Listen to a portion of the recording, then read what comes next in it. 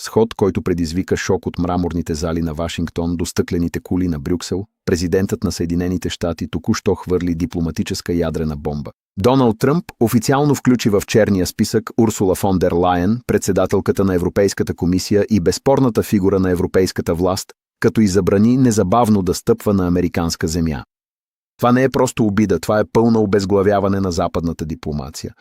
Официалното съобщение на Белия дом, изтекло с яростта на хищническа атака, обяви фон дер Лайен за персона нон грата. На нея и е забранено да влиза в Белия дом. Тя беше лишена от достъп до дипломатически срещи на върха и заключена извън всяка двустранна среща. Най-влиятелната жена в Европа беше третирана като обществен престъпник, изгонена от местата, където се решава съдбата на света. Пушещо оръжие, икономическа кражба, маскирана като политика. Причината за това брутално прекъсване на връзките е изтекал разузнавателен доклад, който разкрива предателски план, зреещ в сърцето на индустрията. Зад затворени врати, фон дер Лайен организира 87 милиарден технологичен данък, хищнически тарифен пакет, предназначен да източи американски икони като Apple, Google, Microsoft, Amazon и MetaDrive. Но разузнавателните агенции на Тръмп разкриха истинската истина.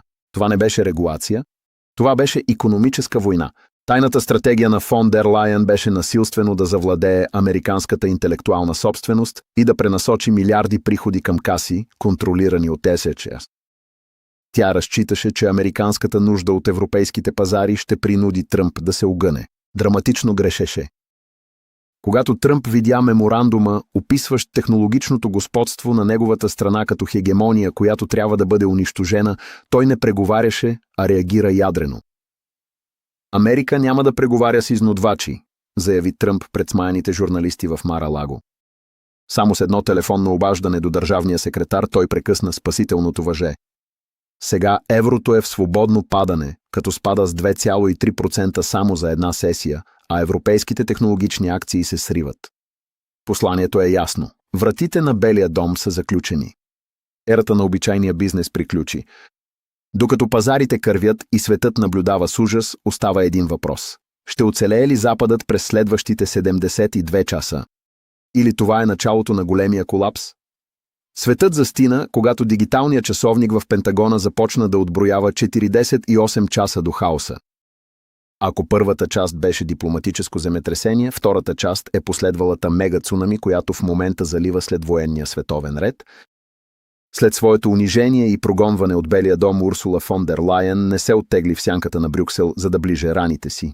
Вместо това, притисната въгъла като ранен хищник и отчаяна да спаси разпадащото се си наследство, тя предприе най-катастрофалния военен залог в човешката история.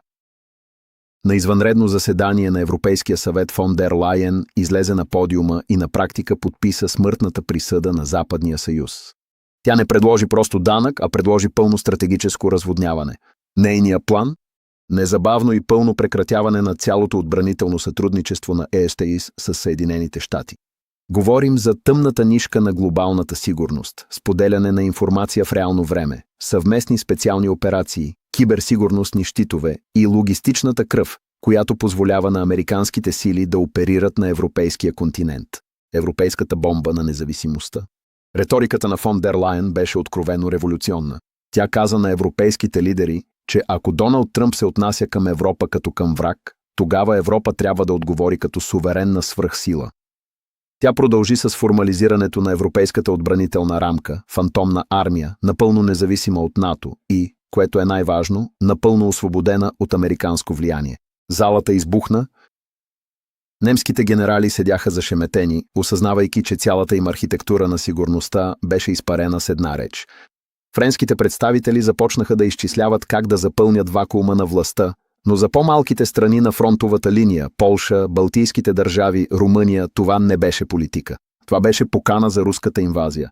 Въпреки ужаса в залата, фон дер Лайен наложи бързо гласуване.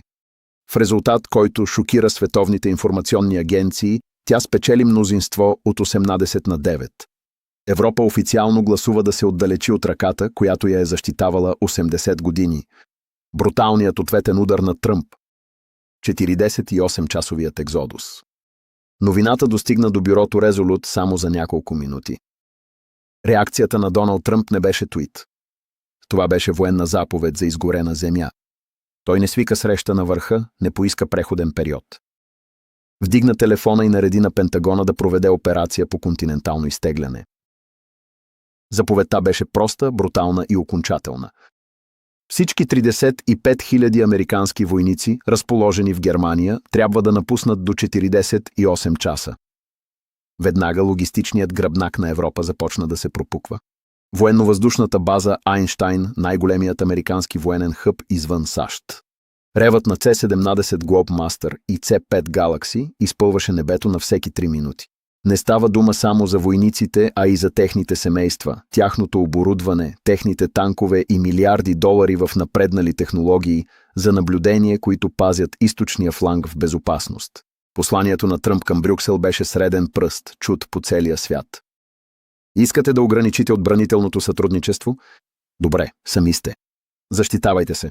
Късмет, немска паника и северен бунт. Докато по целия Шпангдалем и Щутгарт американските знамена се сваляха, германското правителство изпадна в пълно извънредно положение.